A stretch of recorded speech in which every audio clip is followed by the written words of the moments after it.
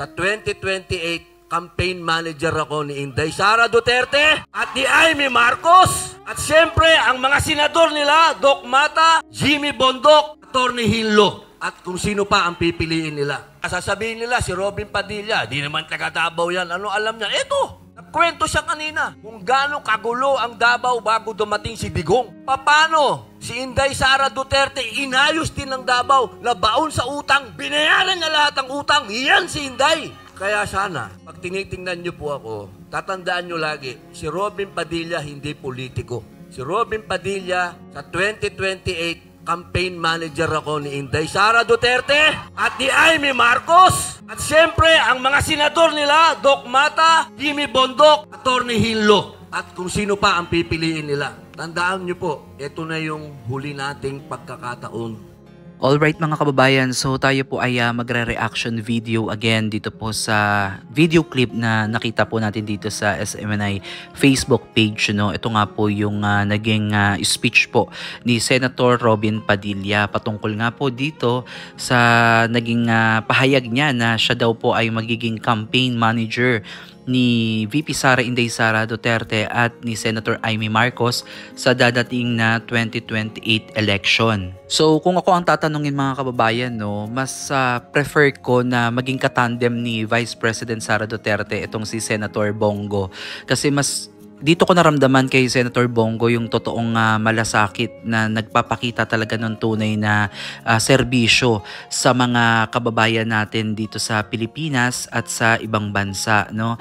So kung mapapansin nyo, may ilang video akong napanood na kung saan dun sa Thanksgiving po ni Senator Bongo ay nandun pa rin po yung kanyang staff kung saan nag-accommodate pa rin po ng mga taong humihingi ng tulong. No? So imagine, party na po yun at dapat kahit papano pahinga na po ni Senator Bongo ng kanyang mga staff pero nandun pa rin po yung kanilang pag-aasikaso sa mga kababayan natin. No?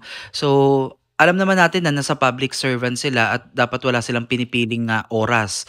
Pero sa ganitong pagkakataon, dito mo talaga makikita yung dedikasyon ng isang politiko, no, na kahit na anong event yan, kahit anong araw yan, walang pinipili. No?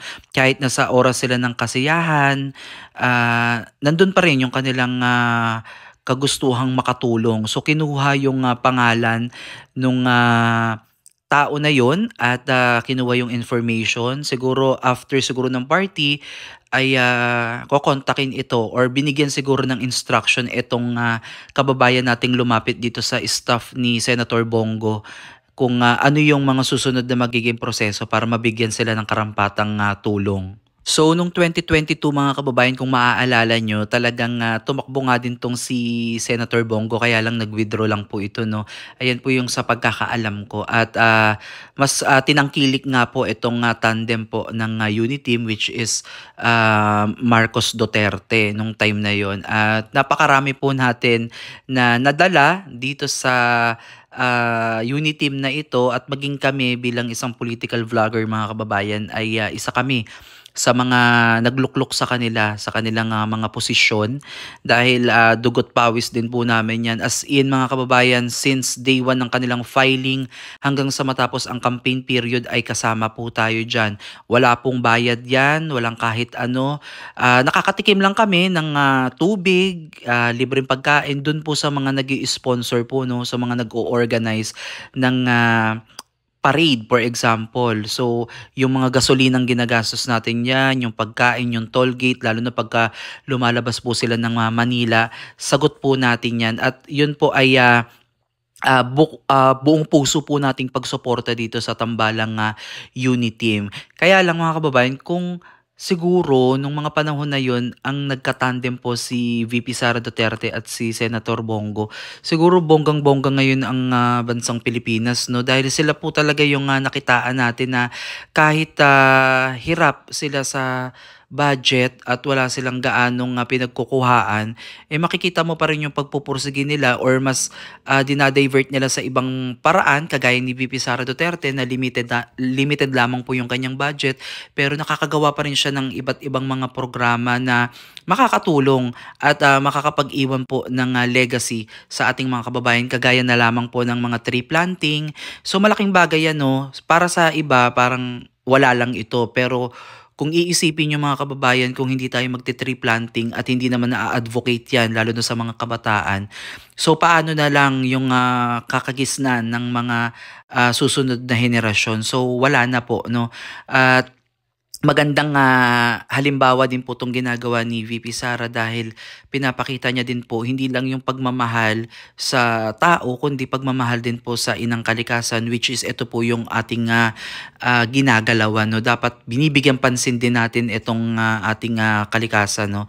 So good job yan, pero dito sa sinabi ni Senator Robin Padilla, parang hindi ako sasang-ayon, no, dito sa kanyang kagustuhan na si Senator Amy Marcos yung kanyang maging katandem sa darating na 2028. Well, kanya-kanya tayong opinion pero para sa akin mas prefer kong itong si Senator Bongo ang kanyang maging katandem sa dadating na 2028 presidential elections, no. Talaga namang sila ang nakitaan ko ng tunay na malasakit sa ating mga kababayan dito sa Pilipinas at sa labas ng bansa. Again, ito lamang po ay aking reaksyon at opinion dito po sa naging pahayag po ni Senator Robin Padilla. Tayo po ay may mga free will, meron po tayong mga sariling desisyon at kung ano yung ating mga batayan sa pagpili ng ating mga susunod na mga magiging leader. So, I respect your opinion. I respect your decision kung sino man ang gusto nyong maging katambal ni VP Sara. At the end of the day, si VP Sara naman po ang pipili niyan. At tayo mismong mga botante ang pipili kung sino yung gusto nating maging katambal ni VP Sara Duterte. Pero one thing for sure, si VP Sara ang aking presidente, no, sa darating na 2028 presidential election. So, ayan, ano yung opinion niyo mga kababayan dito sa naging pahayag po ni Senator Robin Padilla? Napakaaga pa na nag-announce siya, no, na gusto niya nga maging campaign manager at huwag na siyang tignan bilang isang politiko, siya daw ay tignan bilang isang campaign manager. So, alam naman natin na napakalaki din ng impluwensya ni Senator Robin Padilla sa Pilipinas dahil bukod sa siya po ay sikat na aktor, no, alam naman po natin na marami din tayong kapatid na Muslim na sumusubaybay sa kanya at kung maaalala nyo nung 2022 election siya po ay may malaking botong nakuha, no, bilang senador, kaya napakalaki ng impluwensya nito ni Senator Robin Padilla. Kaya hindi naman ako magtataka na posible po siya na maging campaign manager talaga ng tatakbong politiko sa mataas na posisyon. So malaki yung hatak talaga, malaki yung factor nito na marami po ang makukuhang boto, lalo na alam naman natin na solid talaga ang mga Duterte, no, sa Visayas at sa Mindanao at mangilan-ngilan dito sa Luzon, no. Talagang minsan nadadala lang kasi sa sa pangit na balita, no, na lumalabas sa mainstream media, minsan sa social media.